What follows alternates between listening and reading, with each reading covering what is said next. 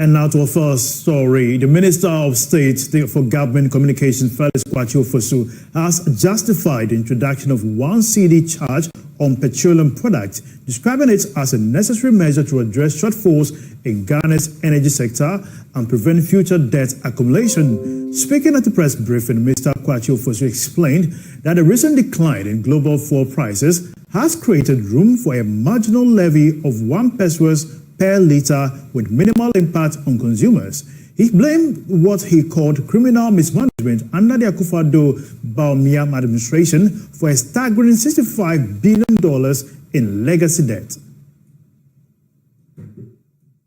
Even before this government took over, and let me stress that this is a government that has been in place for barely 6 months, even before we took over, to begin with, we had to deal with what we call energy legacy debt of 67 billion Ghana cedis. That is even before we lifted a finger as a government. Now, this is not debt that you can ignore. You have to pay. And it piles on for as long as it remains on your books. And it is not as though we have done nothing about it. Samson, this year, if you look at the budget, the finance minister is giving the energy minister 23 billion Ghana cedis to settle part of this debt. 23 billion Ghana cedis. So this levy is an interim measure meant to fill that gap. Meanwhile, Vice President of Imani Africa, Kofi Bento, has described the persistent energy sector crisis as a bipartisan problem of ineptitude.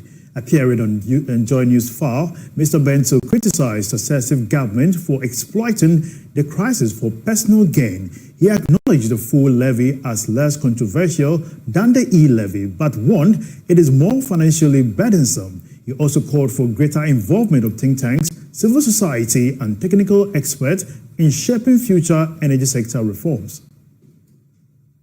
So let me put it this way. For the past 20 years, we have been fed constantly by both parties with all kinds of numbers and analysis of energy economics and fuel dynamics, and all, which we don't care about. And look, it's a bipartisan problem.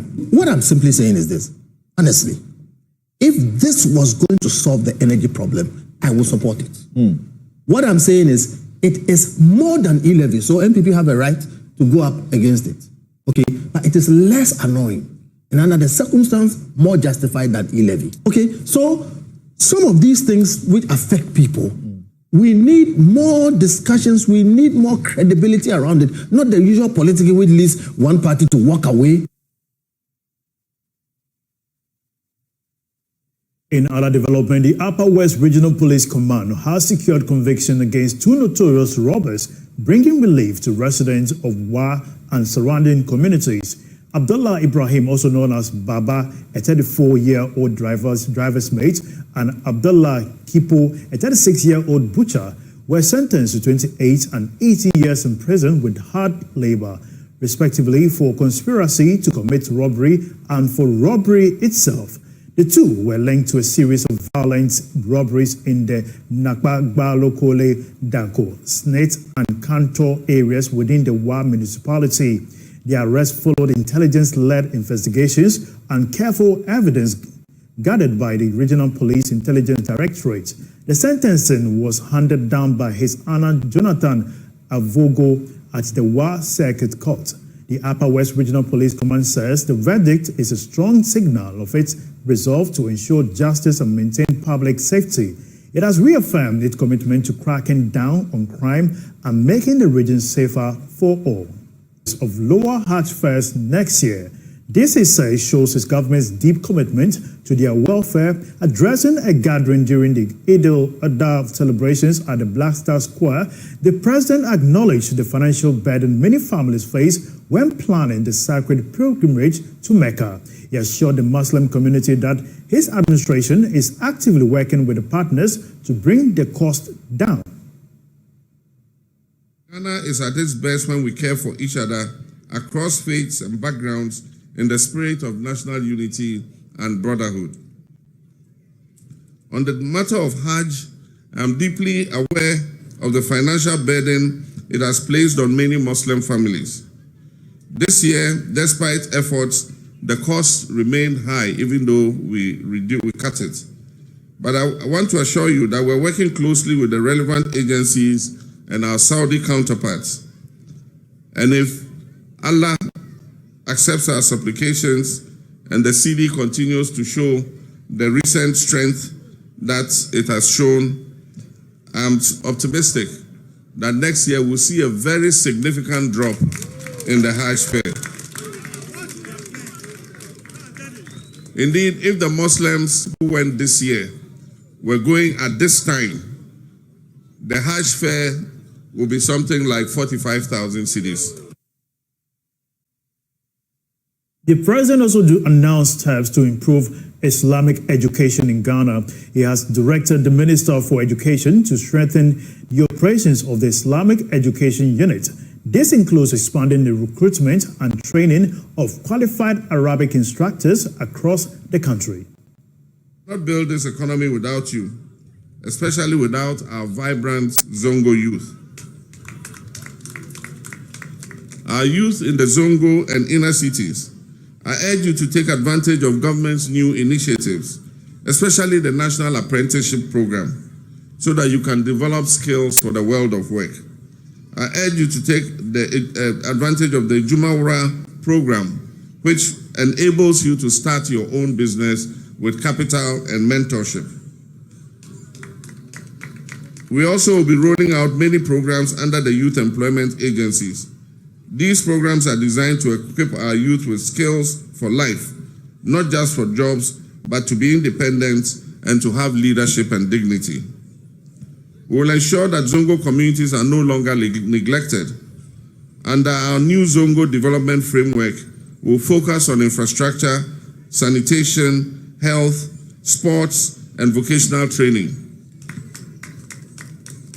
Because I believe that every Ghanaian child deserves a fair shot at success, no matter where they are born, whether in Nima or airport residential area. As we mark this holy day, let us recommit to the values that bind us as one people: faith, sacrifice, love, and unity. Let us remember the poor, the orphans, the widow, the sick, the elderly. Let us pray for peace in Boko. Let us pray for peace in Gaza. Let us pray for peace in Sudan and wherever conflict is raging, like Ukraine and Russia.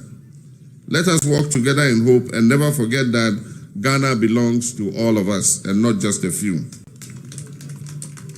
On this occasion, I extend my warmest Eid greetings to His Eminence, the National Chief Imam, to His Eminence, the Imam of Al-Sunnah wal Jama'ah, the Shia and Ahmadiyya communities, our distinguished Imams, Zongo chiefs and community leaders, our Muslim brothers and sisters across the country. May Allah accept our sacrifices, bless our nation, forgive our shortcomings, and elevate us all. Eid Mubarak, Barka de Sallah, Allah Karbiro Komu, Nagode. Meanwhile, illicit drugs took center stage at this year's Eid al-Adha prayers in Techiman. Metropolitan Chief Imam Idrisu Suleiman warned that drug abuse is fast becoming a national crisis, one even more destructive than alcohol. Nas Tabate was there and has filed this report. So this is where members of Al-Sunnah wal Jama'ah here within the Techiman metropolis observed the 2025 Eid al-Adha festival, which is one of two major festivals in the Islamic calendar. Of course, the Imam Idris Suleiman has been cautioning the youth to stay away from drugs such as tramadol, weed, and then red. He says the abuse of these drugs is even more deadlier than alcohol, which we know that most Muslims stay away from.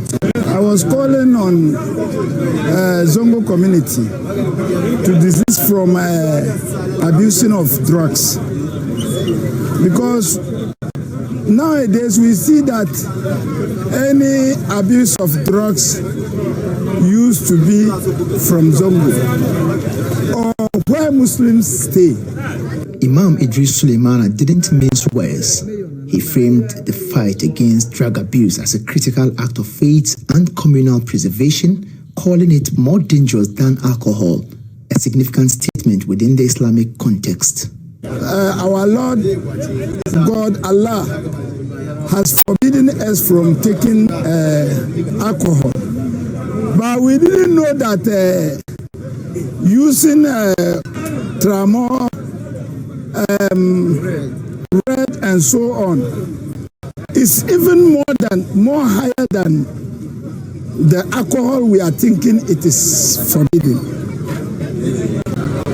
Muslim will not take alcohol, but you see that Muslim who say he is forbidden from taking alcohol, he again go and take what do you call it, tramol, these drugs. Particular call on the youth to stay away from drugs. He cited an example where crime in the metropolis has risen recently due to the abuse of drugs, and as a result is cautioning the Muslim youth to also stay away from this canker that is currently eating into various communities across the country.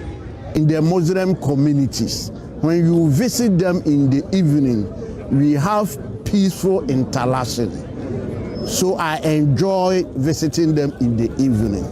However, when you observe very well, among the same Muslim communities, the youth mostly abuse drugs like the tramadol, like the weed, like the red and other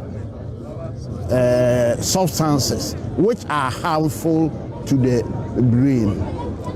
So we are using this opportunity to advise our Muslim youth to desist from the use of these hard drugs. All too soon, this is where the Eid festivities here at the Jako Community Day Senior High School's Park, came to an end, where the Imam and the Mayor of Techiman, have been cautioning the youth and the Muslim community to desist or stay away from the abuse of drugs entirely.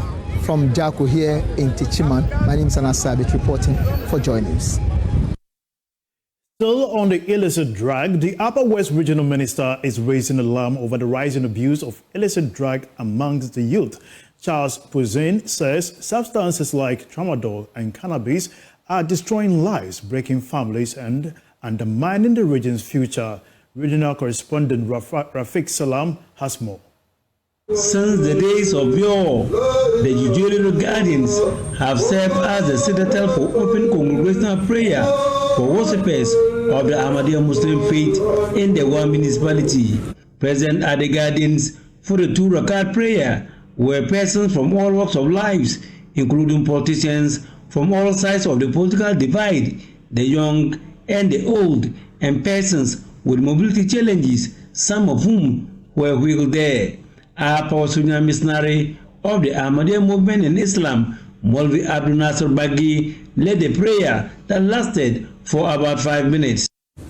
Assalamu alaikum wa rahmatullah. He then followed it up with a Eid sermon where he urged Muslims to draw lessons from the sacrifice made by Prophet Abraham to Allah. And sacrifices are very essential.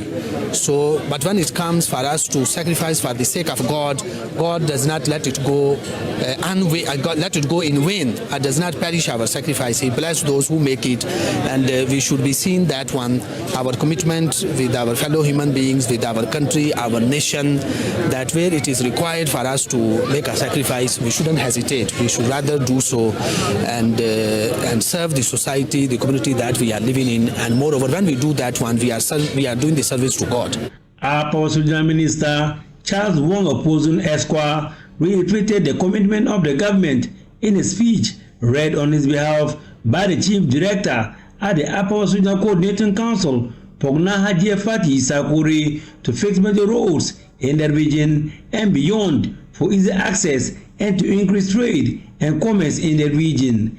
I am pleased to announce that our region is fortunate to be among the first list of beneficiaries of this initiative, where major roads to be considered include the Wa Tumu Bolga Trunk Road, Techima Wenchi Bole Wa Road, and the upgrading of roads in Wa East, Nadoli Kaleo, Dafiama Buse Isa, and the Sisala districts. Funds have already been allocated for this program. and very soon we will see contractors on these roads. The abuse of substance and drugs by the people, especially among the youth, could not escape mention by the Upper West Minister, calling on community leaders, parents, and teachers to educate the youth dangers of the abuse of these illicit substances and drugs. This illicit abuse of drugs and substances such as opioids, stimulants, cannabis, and tramadol is a challenge that undermines the potential of our youth and disrupts families and communities. These substances and drugs have severe physical, emotional, and social consequences, including health problems, cognitive impairment, mood changes, and decreased productivity. I urge parents, teachers, and community leaders to utilize every available platform to educate and sensitize our youth about the dangers of substance abuse. A view agreed Hookland and Sinker by a former lawmaker of the West constituency, Amin Salifu. Decrease productivity, it affects the health of individuals, it affects families, it destroys families. And we will continue to appeal to the youth and sundry, every single person. If you know people that are seriously involved in this, please try to advise them to desist from this. Director General of the Ghana Maritime Authority and retired naval captain Dr. Kamaldeen Ali had same thoughts but put it differently. So what we are often looking for is quick fix. We want to achieve things in a very quick way. Yet the nature of human being is that you have to develop yourself over time and you have to search for skills for yourself. So given that Eid is a period of sacrifice, I will entreat our youth in particular, both gender, male and females, to use this as a reflection to continue to sacrifice themselves in learning skills, in learning trade, and developing themselves so that collectively we can contribute to the development of our communities, our families, and most importantly, our country. Some of the celebrants also shared their thoughts on the Eid al-Adha. This Eid is all about excitement, being united with people that you have not seen for quite a long time. So here, I think I have seen lots of people I've never seen in a year, and I'm so happy, friends, relatives, and other people. I'm particularly happy because there's been reduction in the cost of rice, oil, and other merchandise. And I'm happy that we've been able to have more animals, to slaughter and then to, give people who are, poor in the society. Alhamdulillah, I would say I'm happy with this Eid. Ishmael and his father Abraham made to God. So it's just a reminder of the sacrifice and to encourage us to make such sacrifices. I've learned that the youth will have to adhere to the rules. We have to adhere to our leaders. When they speak to us, we have to make sure we listen to them so that we can be good citizens in the society. Reporting for JoyNews, Rafiq Salam. Wow. Still on the Eid celebrations and in Techiman, the busy animal market saw a rush of last-minute buyers. JoyNews Announced reports that many Muslims took advantage of lower prices for sacrificial sheep and cattle, thanks to a drop in the exchange rate. While some sellers said business was good, others were hoping for better sales. The energy here at the Techiman Animal Market is electric. It is a sea of wool, horns, and haggling voices. This is the final countdown for thousands of families seeking sheep, goat, and cattle, the traditional sacrificial animals for Eid. And this year, there is a significant factor driving the market: lower prices. A drop in exchange rates have made imported animals, many sourced from neighboring countries, more affordable than anticipated. Vendors JoyNews spoke to confirm prices for prime sheep and cattle are noticeably down, some by as much as 15 to 20% compared to recent weeks. Jana, kama. Na yamisi yankana kwe. Ade ba kwa aye anije pa. Dollar na akofom no. Ama mmo no so ebo akofom ama hia ni bi atimi nya bito. Sinde afiwe sala Jana ese koso enen. Allah yanzu dai alhamdulillah yanzu kudin sanu ya zo kasa kadan. Lokacin kwanan cin da kasuwa yana bisa amma kwanan gare da yarda Allah kasuwan ya zo kasa kaɗan ana samu ana sai da kyau. Period time na mo na boy tin fa. But ye be wura Eid no. E ka be 1 month to Eid way. Let me say uba ho kita 5,000 kura. Ube ti manya bi jama o yere na umma. E ja Eid no because kan na ntesa na ni say bi also kita be 10,000. This market day is a high-stakes ballot of supply, demand and faith. For buyers, the lower prices are a welcome relief, allowing many to purchase larger or better quality animals for the Eid than they might have budgeted for. For these sellers, however, the sales today have been better compared to a week ago. Alhamdulillah, if it nano de nano ne anora de o yabo ho pa na ne de alhamdulillah ya da yasi amato mo pa nano not to phone biamba kura na ne de alhamdulillah ya da yasi. As usual of such annual markets, there are however a few of these traders who describe the market sales as slow compared to their higher expectations. Tam na ben ya wie but said that you are the city and cautious show to send a Afibia Yening.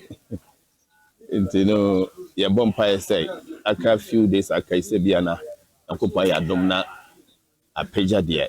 The man is a few in one Casa de Jano, as I from Kakra, is a slow bizarre. As the sun sets on the Techiman animal market, the bleating will gradually fade. Tricycles laden with cattle and vans filled with sheep will fan out across the Bono East region and beyond. Lower prices have injected excitement and opportunity into this crucial market before Eid al-Adha. From the bustling heart of the Techiman's animal market, I am Anna Sabit reporting for Joy News. Now moving away from the festive celebration now to more in politics. Special Prosecutor Caseia Jabin has kicked against public disclosure of assets declared by government appointees.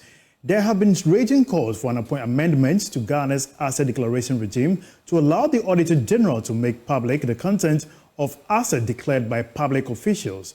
But speaking at a high-level conference on Ghana's anti-corruption architecture at the conference center here in Accra, the OSP insists the current regime is fit for purpose as full disclosure may put public officials into more danger. I'm coming to disappoint some of you.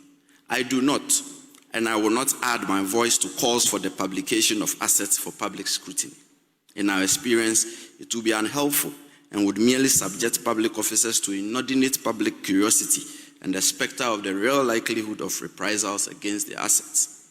In my estimation, a publication of who has declared or has not declared his assets in the context of a workable asset verification and tracing model would be sufficient to assure the integrity of the asset declaration system. On another score, I dare say corruption begins where values collapse. That is why integrity must be designed into our educational system, from the basic level through to the tertiary level. And I'm looking at students. A student who regards a corrupt businessman as his or her role model would invariably emulate him without remorse. Do not do so.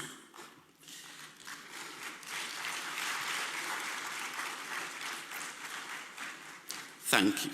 A society in which the youth adore and celebrate ill wealth would only reap, get rich, corrupt, and fraudulent practices.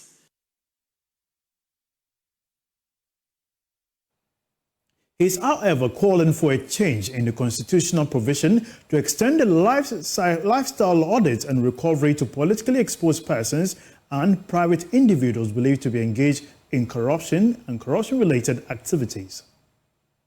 The principle of lifestyle audit, non-conviction-based asset recovery should be stamped in the Constitution to encompass public officers, politically exposed persons, and persons in the private sector suspected of having engaged or engaging in corruption and corruption-related activities. On the reckoning that the person must have legitimate sources of income sufficient to justify the interest in any property that that person holds.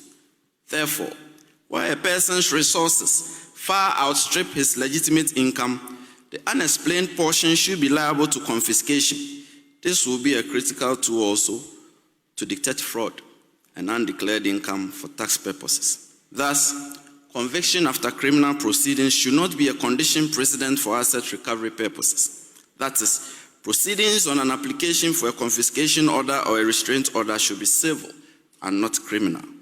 Then again, the rules of evidence applicable to civil proceedings should apply to confiscation and restraint proceedings, and confiscation orders should have the effect of a judgment of the High Court appealable to the Court of Appeal. In relation to this, there should also be a reverse onus clause of a presumption of corruption tied to lifestyle audit. That is to say, in all proceedings, civil and criminal, there should be a presumption of corruption.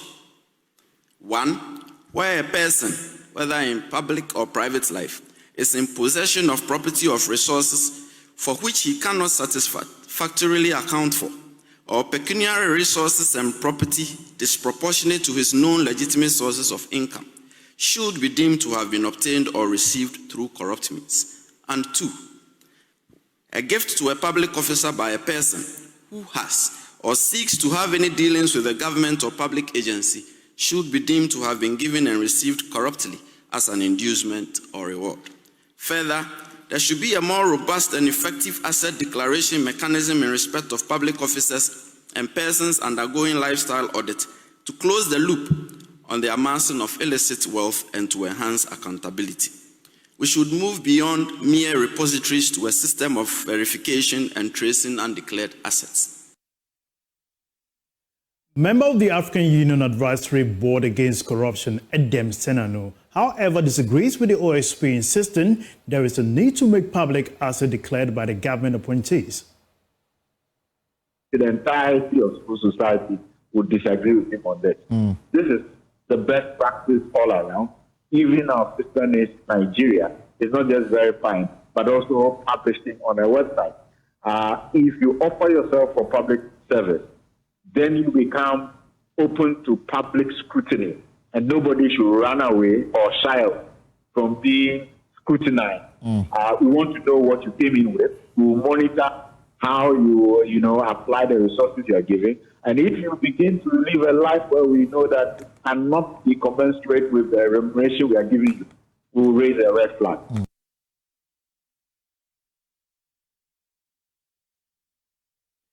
Bemoaning the decline in Ghana's performance on the Global Anti-Corruption Perception Index, Vice President Professor Nana Addo indicates that President Mahama is executing some 5 key anti-corruption agendas to turn the situation around. She says the passage of a reviewed Public Officers Conduct Bill is also in line with the government's efforts to win the corruption fight. The appointment of a presidential advisor on the National Anti-Corruption Program, the first of its kind since 1992, represents a strategic approach to coordinating our efforts. This office has identified 5 key areas that will anchor our revitalization efforts, including cooperating between anti-corruption agencies, partnerships with the state interests, and governance authority to ensure integrity, provide assurance of domestic and international communities, proposing legislative and policy reforms, and supporting the Attorney General's office in receiving and processing corruption complaints. So what is the path forward?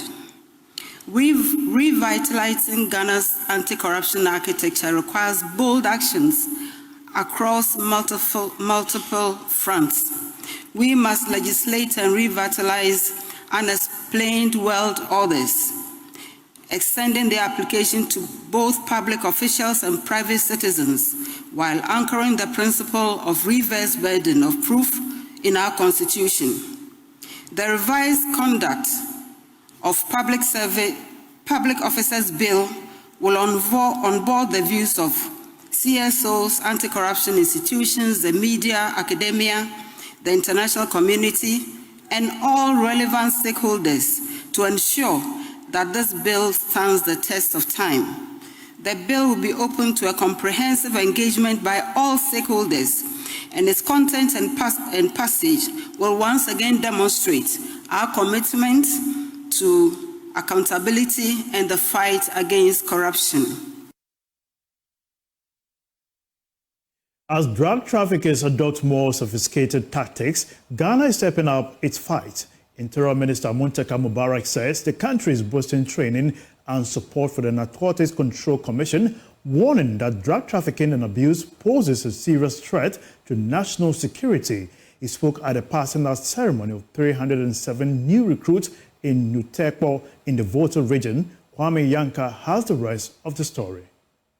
For the personal ceremony, the 307 recruits of the Narcotics Control Commission had undergone 6 months of rigorous training at the Ghana Navy Training School at Nutekpo in the Volta region. This had prepared them for the front line in the country's war on international drug trafficking and abuse, which could destroy Ghana's present and future. The training included intelligence activities in drug pharmacology, profiling techniques, document fraud detection, and knowledge in tactical security operations. Interior Minister Muntaka Mubarak charged the graduating recruits to discharge their duty with professionalism. He says it is only by this measure the country's war on drug trafficking will make the needed impact. Over the years, the threat of illicit drug has remained a surge that retains the potency to unravel every facet of our society,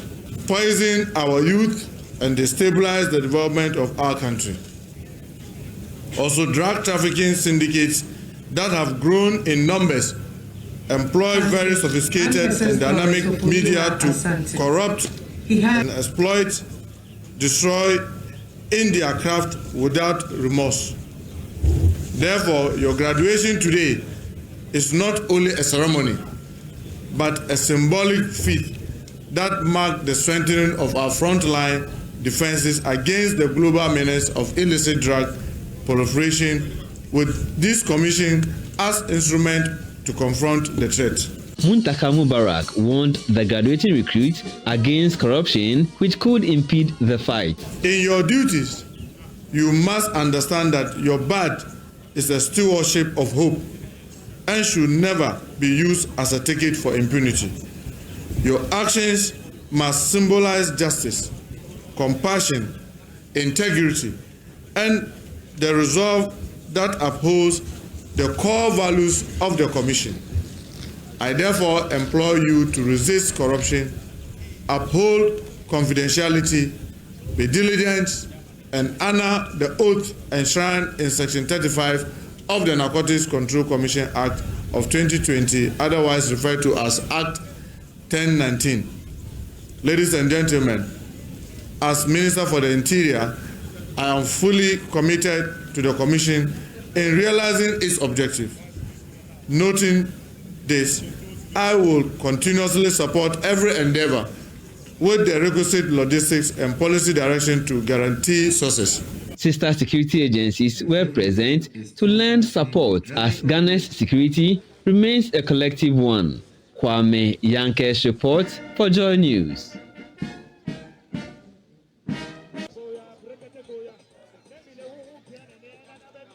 Now, away from that, the Ghana Institute of Foresters is advocating the ban of alluvial mining to curtail the damage done to country's forest reserves. The alluvial system of mining is heavily used in the small-scale mining industry in the country. President of the Institute, Dr. Abubakar Atta, believes the revocation of laws permitting mining in forests and a ban on alluvial mining should aid the protection of existing forest reserves from illegal mining. Nana Addo joined the association on a tree planting exercise under the Tree for Life initiative and has filed this report.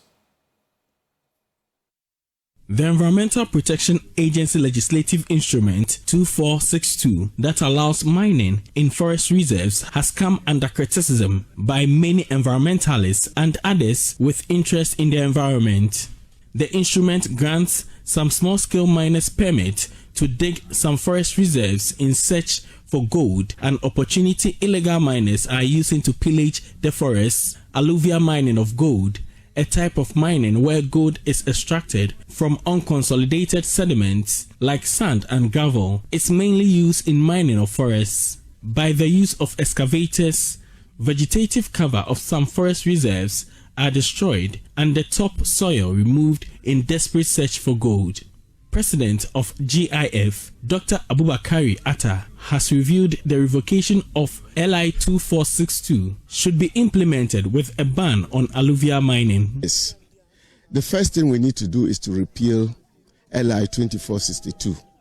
That will ban the mining in forest reserves. 2, we must also ban alluvial mining. I'm not saying, or GIF is not saying that they should ban mining in general. No, we are talking of banning alluvial mining and do the deep cast mining. For instance, if you look at Ubasi Goldfields, Takwa, they are all sitting in forest reserves. But have we ever heard of them complaining of destroying the forest? No. Some of the forest reserves in the Ashanti region, including the Apamprama forest, are on the verge of complete destruction. Researchers reveal it will cost at least $40,000 to reclaim and restore a hectare of destroyed forest reserve. Dr. Atta believes the government will have to invest in such ventures to save the environment. Now, we can restore the forest to its normal state by looking for money, getting experts.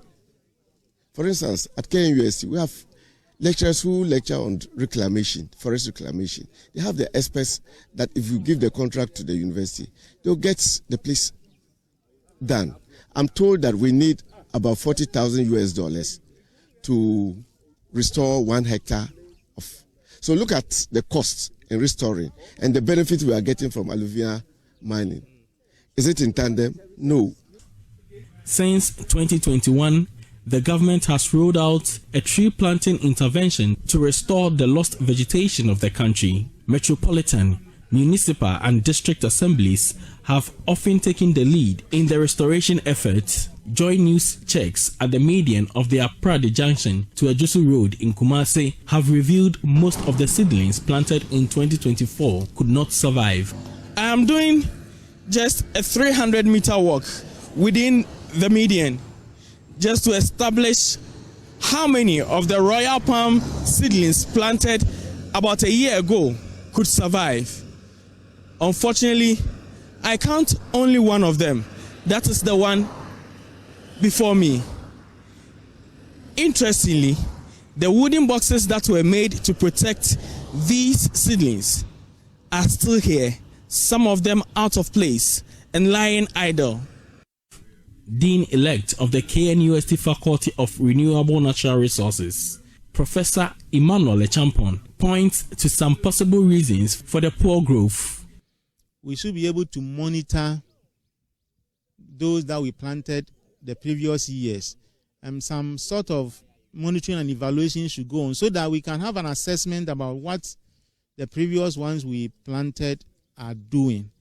Otherwise, if we don't do that, we may be doing this every year, but we don't even know the mortality rate. We don't know whether those that we planted are doing well. We don't know the stage of growth. Meanwhile, the Ghana Institute of Foresters has partnered the Faculty of Renewable Natural Resources of KNUST to plant 1,000 seedlings to mark the Tree for Life Day in Kumasi. Some of the school's lands were areas of interest. After the government's objective to plant 10 million trees in a month, a plan to nurture the trees will be the priority of environmentalists. For Joy News, Nana Addo, Kumasi.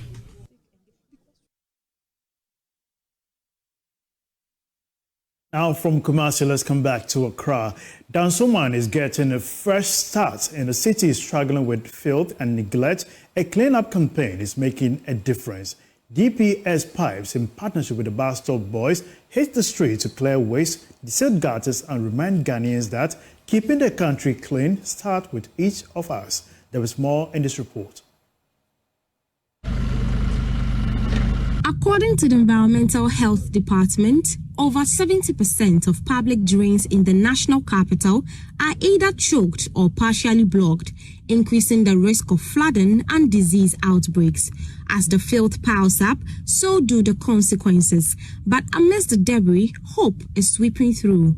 Some young men and women who are trading talk for action on Friday collaborated with DPS Pipes to clean parts of the city. According to DPS Pipes, building strong communities is just as important as building strong pipes. Bright Ate is the marketing officer. Aside producing quality and safe pipes for the Ghanaian economy, there is no other better way than to join hands with these hard-working boys to clean the environment. Yeah, that is what motivated us to join them today in this exercise. I've realized how tedious the job is. Yes, and then secondly, I realized they don't have much tools to work with. And I'm calling other corporate institutions, individuals, those who are already doing this and those who are yet to come on board. And the bus stop boys need your help. The bus stop boys are reclaiming public spaces and making the environment clean, one gutter at a time, one community at a time. Team lead of the group, Kwadwo Safo, wants Ghanaians to assist maintain the cleanliness with a change of mindset. The biggest change or the support I want anybody who believes in watching us to help us with is the mind. The biggest solution to all the problems we see in this country is the mind. Once the mind is focused on solution, the universe is designed in such a way that it must give you more frequencies, more solutions to solve your problems. But if we are bent on talking about problems every day and then per the laws of nature, the universe also serves us more problems to keep talking. So we should shift our focus, regardless of being leadership or citizen. We must all channel our energy into solution. Assemblywoman for the Zodiac Akoko Photo electoral area, Evelyn Obrian-Ponsa, who commended the groups for the initiative, also assured of community engagement to foster continuous cleanup. The work they are doing is not easy. If we can be able to do it often, this mosquito and this malaria issue can be minimalized. For the bus stop boys and DPS Pipes, that change that will get the city totally clean begins with grit, partnership, and a shared belief in a cleaner Ghana. In commemoration of World Environment Day, the Environmental Protection Authority is reaffirming its commitment to ward off practices that threaten the environment and human existence. Ghana's forests and urban centers are under threat of irresponsible environmental practices, including illegal mining, wetlands destruction, and growing insanitary practices. Under its new mandate, the EPA is assuring stringent effort to safeguard the environment, health and safety of humans and the ecosystem. Irabina Akwe reports. Rapid urbanization without proper city planning continues to threaten the environmental architecture of urban centers with dire consequences on human existence and the ecosystem. Filth and destruction to forest covers and wetlands continue unabated with climate change impacts. Ashanti Regional Director of Environmental Protection Authority, Dr. Jackson Yantichi, highlights the new mandate of the authority in protecting wetlands in urban centers. He noted that the agency is empowered to take actions when environmental harm threatens public health. The EPA Environmental Protection Act 2025 Act 1124 has been enacted to ensure that the fragile ecosystem, the serene environment that God gave to us, are all protected for the benefit of all of us. Section 165 talks about, it makes this kind of statement that if in the opinion of the authority, a land or continuous existence of a project on a particular land poses a serious threat to the public health and then even to the environment, the EPA may advise the assembly or maybe encourage them to revert whatever thing that they have done, so that the environment does not really suffer. He spoke during the second biennial media forum on natural resources, environment, climate change, and science, organized by the Media Platform on Environment and Climate Change, the Afro-Sino Center of International Relations, and the Steminis Foundation Ghana. The forum brought together stakeholders from the media, academia, government and industry players to deliberate on how politics and science play a critical role in ecosystem restoration with its impact on human existence and the economy. Professor Mrs. Mercy Efua Educhumwa Derchi of the University of Energy and Natural Resource spoke on the theme Ecosystem Restoration, the Politics, the Science, the Human and the Economy. The intersection of politics, the science, the economy, and humans are unique opportunities for sustainable ecosystem restoration. We said intersection, they are together. You can't separate them. You may try to please one. If you don't take care, it will tilt. So we need to see how best we manage each of them well and bring them into harmony. The forum reinforced the need for stronger collaboration to ensure that environmental restoration efforts are inclusive, enforceable, and impactful. Highlighting the critical role of the media, Mrs. Ama Kodum Ajiman, Executive Director of MPEC, described the media as a catalyst for restoration. We see the media as a catalyst for restoration. We are talking about ecosystem restoration. And we believe that media is key when we talk about restoration. So we affirm the pivotal role of media in raising awareness, promoting behavioral change, and advocating for policy reforms towards ecosystem restoration in Ghana. Reporting for Joy News, Irabna Akwe Kumase. Water access, despite being an essential resource to life, remains elusive to especially poor residents living in urban centers, presenting untoward discomfort and inconvenience. Scientists from the University of Copenhagen and the KNUST are starting a research study into how residents living in abject poverty in urban centers adapt to the ever-changing climate conditions to access potable water for use. The 5-year investigation is exploring the multifactorial challenges that influence accessibility to water in the increasingly urbanized center of the greater Kumasi metropolis. There is more in this report. As Ghana's climate grows hotter and rainfall becomes increasingly unpredictable, urban residents in low-income areas are bearing the brunt of a water crisis. Aswase, one of Kumasi's clustered enclaves, is home to some of the Ashanti region's low-income earners. In the past, residents relied on the only stream running through the enclave, the Pelele, as a source of potable water. Once a clean and clear water source, the stream now collects milky sludge. Its coloration nears a hot chocolate drink but cannot be gulped. Nana Addo has lived in the enclave for nearly 5 decades now. From sisters, as a fish and college degree and agni now. Now, they say, no, I said, do you have here? You know, and Jimna, a month for to turn Sassino, there's a man and no Majiguye. With growing urbanization and poor sanitary practices, the stream is no longer what it used to be.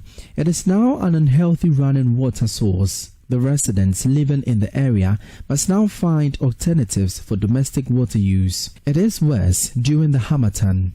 Haruna Abdul Rashid is an assembly member.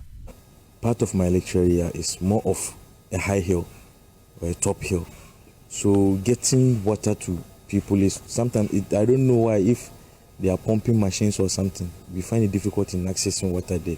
And now due to the construction of the Swami roundabout, we go days without water. So now we are trying our own best in our own ways to find solutions, whereby getting partners or donors to help us or assist us in getting drilled boreholes.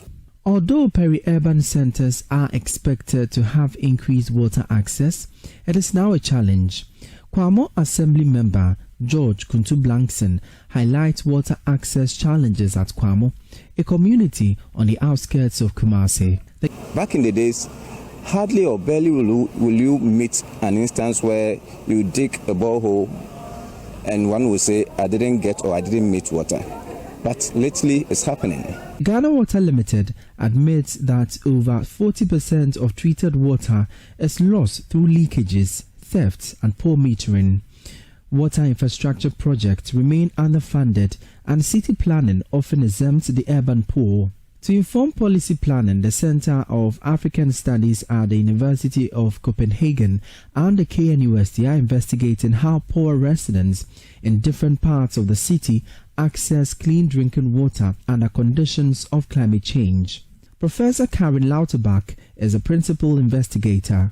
Rainfall patterns are changing. Some areas see less rainfall, so that has an impact on the water bodies where we draw our drinking water from.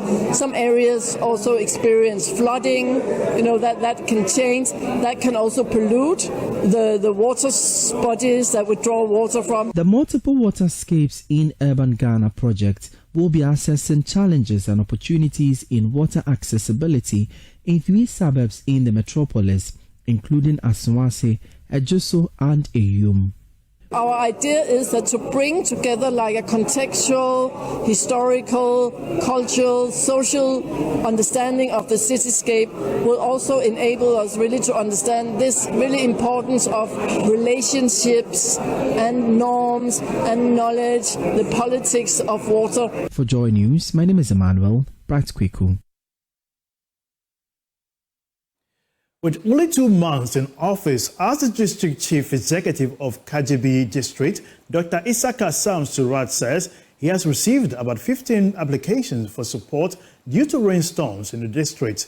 Dr. Isaka attributes the development to the wanton felling of trees, which has affected the weather pattern in the area. He has since called on residents in that area to take part in the Tree for Life project to restore the vegetation cover that has been depleted. There is more in this following report. It is very key for us to look at how to address certain emerging environmental problems that we are facing today. That was the DCE for Kajebi District, Dr. Sam Suraj Isaka, speaking to students at Kajebi Asatu Senior High School, encouraging them to take the tree planting exercise by government seriously in order to control some environmental impacts of changing weather patterns as a result of human activities on the environment. He planted a tree seedling on the school premises that he said he would visit often to ensure it is fully grown into a tree. We are encouraging our people to plant trees. I have just done one. I have planted one, and we hope and pray that we'll plant more. The one I have done, I'm here in KJB District. I'll be following up on it, and I'm sure we'll do same for the others the school will plant. He lamented the number of applications he has received only 2 months in office. The applications, he indicated, were in request of support for roofs and buildings damaged by rainstorms in various parts of the district. He is calling on residents to fully embrace the tree planting project so as to restore the vegetation cover destroyed over the past years. This is my 2nd month. I've received close to 15, letters from schools and then individual homes through NADMO with the rainstorm. It tells you we need to do something. It's like our forest cover is gone. The Forestry Commission in the district is also calling on residents to voluntarily come for various tree species for planting. Eric Makfuachi is the forest range manager at KJB. He has expressed worry over the alleged number of trees planted over the past years and the reality of surviving trees. Finally, after weeks of fierce competition between clubs from different schools across 16 regions of Ghana, PEBI clubs, in partnership with UNESCO, had held the grand finale where 2 schools, Alpha Beta School and Dansoma Cluster B School, battled it out for the ultimate prize.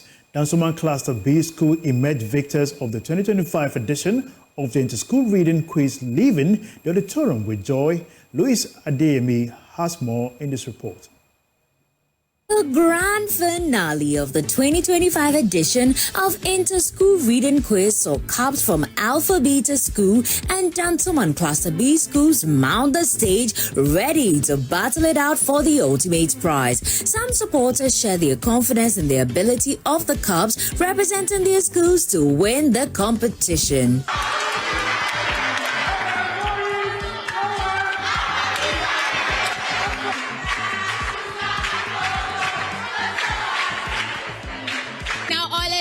Of 1 to 100, how sure are you that your school is winning? 100%. 100%. Okay, that's already good. Now let me come to Alpha Beta. They look very prepared. Okay, my darling. On a scale of 1 to 10, how sure are you that your school is winning? 1,000%. That's what you want. The quiz mistress took over, spelled out the rules of the competition, and the teams got to work. After 3 intense rounds of questions and answers, the competition came to an end with Gentleman Cluster B School emerging winners and Alpha Beta School in second place. It goes to no other but Alpha Beta Educational Centers. Woo!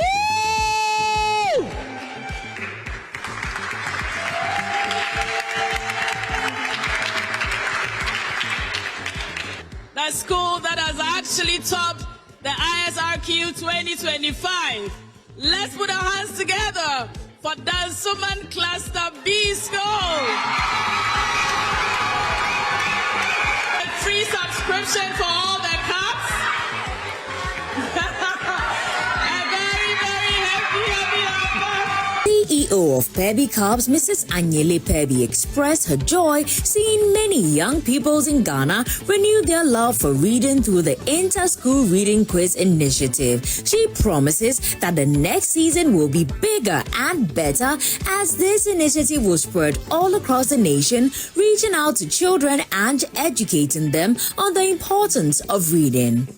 Next year, it has to be bigger and better. You know, every child in every city, in every village, in every corner of Ghana must read, because reading is foundational to all other learning. Thank you for watching today's edition of JoyNews Room. My name is Winston Taki. Enjoy the rest of our programs and have a wonderful weekend. Bye-bye.